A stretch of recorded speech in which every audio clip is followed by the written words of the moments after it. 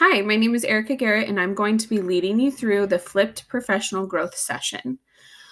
This will be our asynchronous session, which will lead to our synchronous reflective session. You will find all the information that you need posted to Google Classroom. Included in the Google Classroom material is our school growth plan. And our focus goal for this session will be focused on student achievement, which is where I outline that San Jacinto High School will show a growth of 40 points in CASP score results for ELA. The reason why we're focusing on English language arts as opposed to other subject areas is because realistically, whether you teach English or not, you incorporate reading and writing in your curriculum every single day. So this subject matter and rigorous reading and teaching practices and teaching clarity is applicable to every discipline. Our purpose statement for today is to explore the impact of highly effective practices on student learning and teaching culture. Our language objective is to outline the cause and effect relationships between effective strategies and student growth, followed by our social objective, which is to take responsibility for the asynchronous work that needs to be completed prior to our in-person session. Our 4 access points to this material. First and foremost, you need to have your rigorous reading book by Fisher and Frey. You received this book at the beginning of the year. But our 4 access points to this curriculum would be purpose and modeling, which is our Colosso that I just demonstrated to you, our close reading, which is different than silent sustained reading, and then collaborative conversations, which is student-driven dialogue, not social hour, and then independent reading, which is different than SSR. So I just wanted to outline really quickly what the difference between silent sustained reading or sustained silent reading versus independent reading. And I think sometimes as educators, we forget that just having students read in the classroom is not enough. We need to have them read with purpose and give them guidelines and tools on how to dissect reading, right? It can't just be read this book and we think that they're going to be able to comprehend it. It doesn't work that way. And that's where it really comes in. The rigorous reading outline and the rigorous reading model really comes into play. No matter what subject area you're teaching, they need to have purpose in what they're learning. This chart just quickly outlines the more minutes a day a student reads, the better their test scores will be. And I think as educators, we already know that. But I just think it's an important reminder for all of us to try to get students to read more often. Our 3 focus questions, which should be at this point our focus for all teaching that we're doing. What am I learning today? Why am I learning this? And how will I know that I've learned it? These are the questions that we need to answer every single day in our classroom for our students. What are they learning? Why are they learning it? And how will they know that I have learned it? And again, we start with that Colosso, that purpose statement that can lead students down the pathway that they need to go in order to attain the desired learning. The big focus for today is why. That second question, right? Why am I learning this? We want students to understand why reading is significant, why it matters to their achievement, why are they doing all the things that we're doing in our classrooms so that they can create a deeper connection to the material. I want you to think about why we do what we do and encourage students to ask why as well. So I'm going to play this short video for you, and it really outlines the importance of the why aspect of our teaching and our students' learning.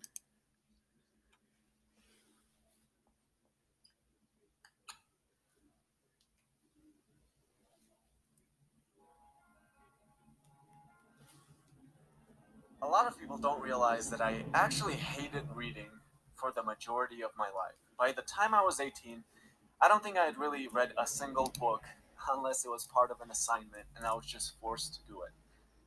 But ever since I went to first grade, my teachers constantly tried to inspire me to read, and it never worked. It just made me hate it even more. And then finally, when I was about 18 or so, I started to find mentors, most of them online, and they were able to inspire me to read almost instantly. And now I can't even imagine a life where I don't read. So, what was the difference between my teachers, who tried to inspire me to read for 12 years and failed constantly, and my mentors who were able to do it in basically no time? Well, here it is in the context of the Golden Circle. My teacher started with the what. You have to read this classic. this is a great book, you have to.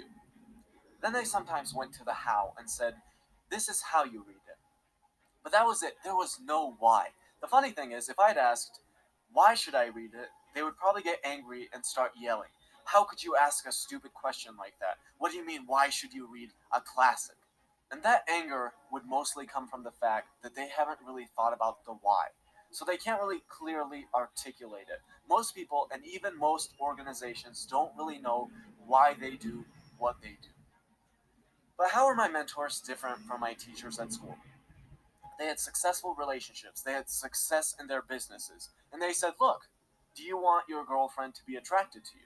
Do you want to build a successful business? Do you want to create powerful relationships instead of always getting your emails ignored just like everyone else? And I was like, yeah, that's exactly what I want. And they were like, okay, good, then pick up a book. Oh, and by the way, How to Win Friends and Influence People is a great book. So is The Way of the Superior Man. And I picked up both of those books and read them, and now reading is an inseparable part of my life. That is how great leaders inspire action. Everybody starts from the what, and most people never even get to the why. Most people create a product and they want to tell you about all the amazing features and specifications. They want to tell you about how these features work so well. But the truth is, most people don't care about your what and how. Most people don't want to be told the exact measurements of your CPU. They don't want to be told how the little chips interact with each other so amazingly. They want to be told something like this: we value efficiency just like you do. Here's how we can help you be more efficient. And here's a product that will help you achieve exactly that. And that's exactly what I want to buy. If you tell me my company is going to be more efficient, I want to know more. If you tell me how great your newest chip is, I don't really care. So again, most people start from the what and never even get to the why. You're not going to make that mistake. You're going to know your why and you're going to start with it because you realize that people don't buy what you do, they buy why you do it. So I think that this video brings up an important aspect of our teaching. And how often do we skip over the why? Right? We don't have time to explain why all the time. It's because I said so, right? And oftentimes, if we started there, we would be able to develop deeper learning within our students if we just explained why they were learning the things that they were. So this leads me into why use rigorous reading strategies, right? Purpose and modeling, close reading, collaborative conversations, independent reading. These are all research-proven strategies that work. They are backed by clinical data, right? And I think that numbers are so important to us as educators. And knowing that these things actually work, that is why we are doing this today.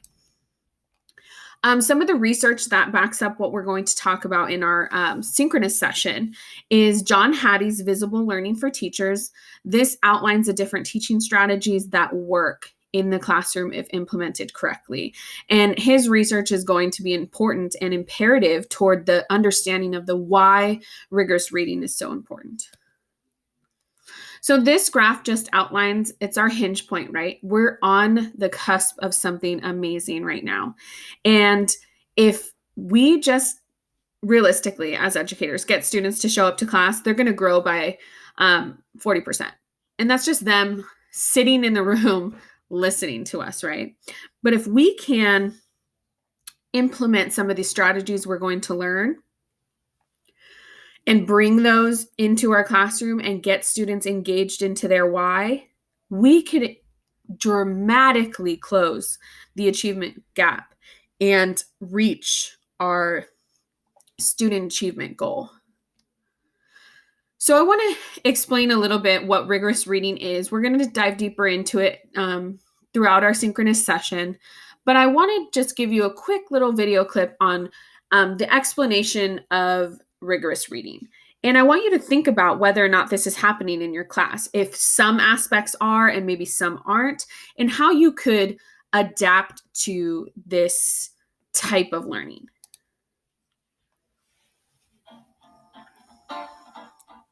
What do Fern Arable, Jay Gatsby, and Winston Churchill have in common? They live within the pages of complex texts. Whether in print or digital form, they have something else in common.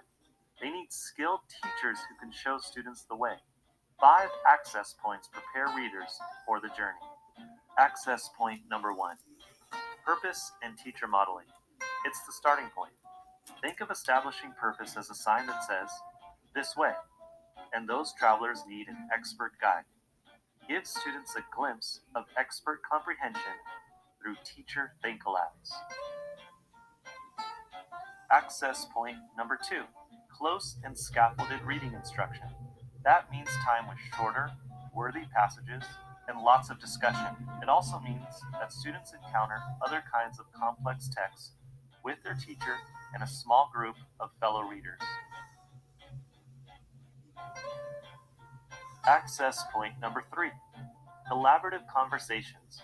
Readers clarify and consolidate their understanding of complex texts in the company of their peers. They deepen their understanding and provoke the thinking of others. Access point number 4. Wide, independent reading.